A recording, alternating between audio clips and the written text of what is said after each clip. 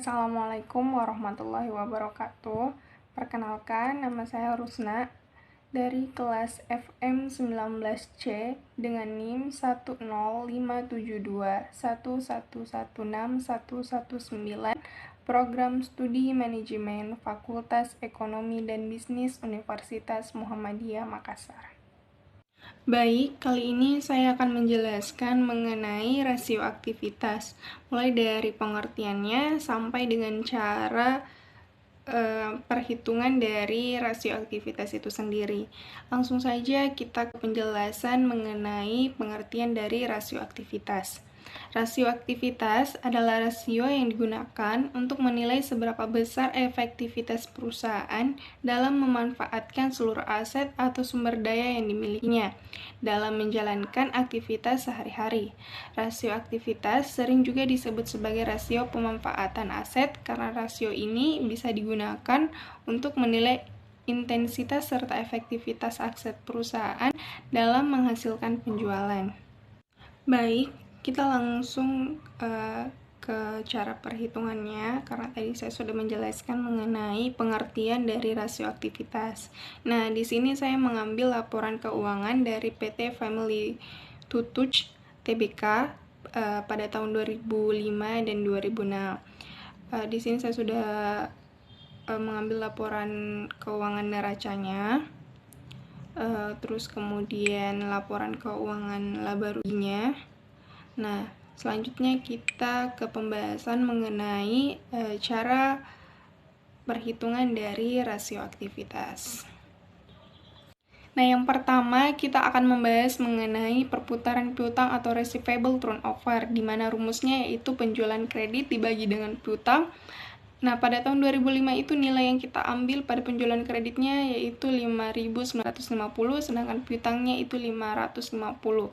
Kedua nilai tersebut dibagi, kemudian yang menghasilkan nilai 11,81 kali. Nah, pada tahun 2006, 5.550 penjualan kreditnya, sedangkan piutangnya itu 360 yang menghasilkan 15,41 kali.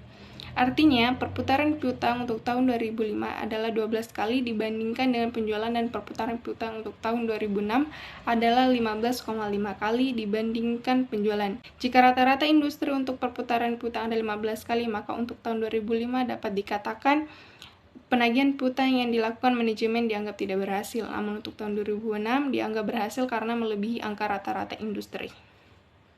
Kemudian pembahasan berikutnya yaitu perputaran persediaan atau inventory turnover, di mana rumusnya yaitu penjualan dibagi dengan persediaan. Pada tahun 2005 nilainya itu 5.950 dibagi dengan 250 yang menghasilkan nilai 23 kali yang dibulatkan menjadi 24 kali. Nah, kemudian pada tahun 2006 yaitu 5.550 dibagi dengan 310 yang menghasilkan nilai 17,9 kali yang dibulatkan menjadi 18 kali.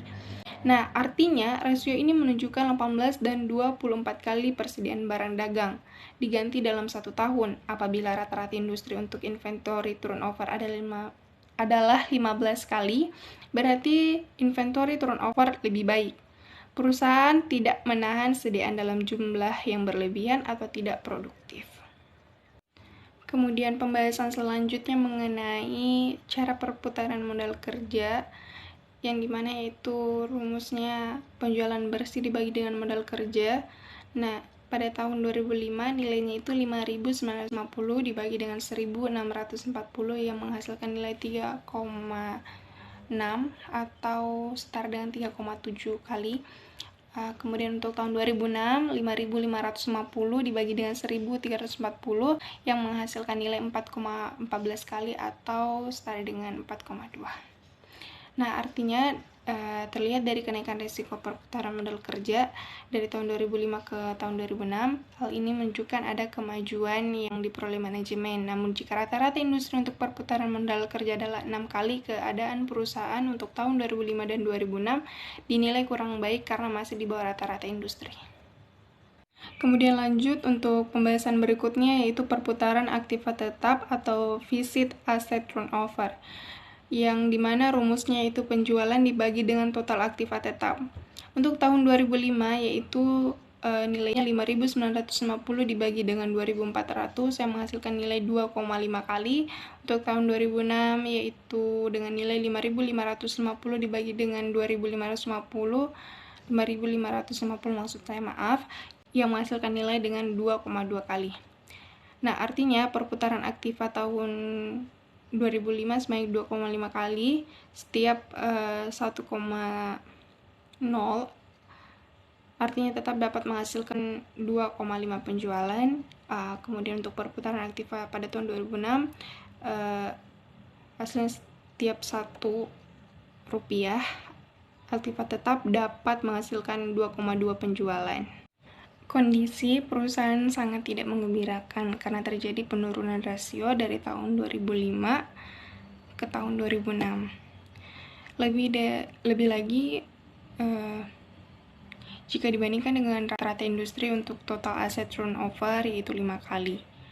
Berarti perusahaan belum mampu memaksimalkan kapasitas aktiva tetap yang dimiliki jika dibandingkan dengan perusahaan lain yang sejenis.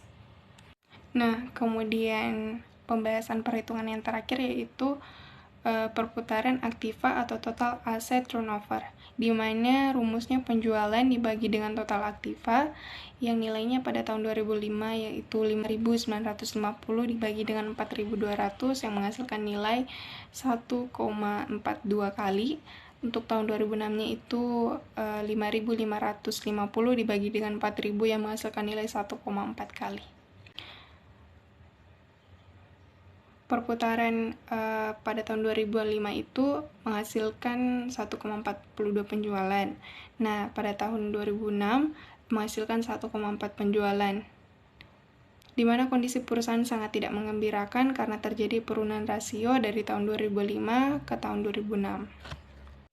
Kemudian, jika dibandingkan dengan rata-rata industri untuk total asset turnover yaitu 2 kali, berarti perusahaan diharapkan meningkatkan lagi penjualannya atau mengurangi sebagian aktivitas yang kurang produktif.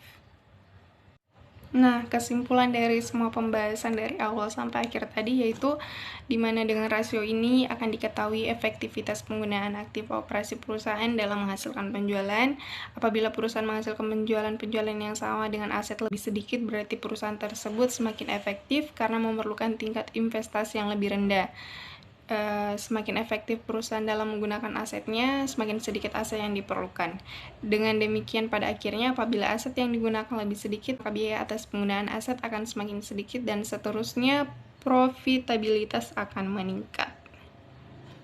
Itulah tadi pembahasan mengenai rasio aktivitas, mulai dari pengertian sampai dengan cara perhitungannya, yang dimana saya mengambil laporan keuangan dari PT Family Tutu Check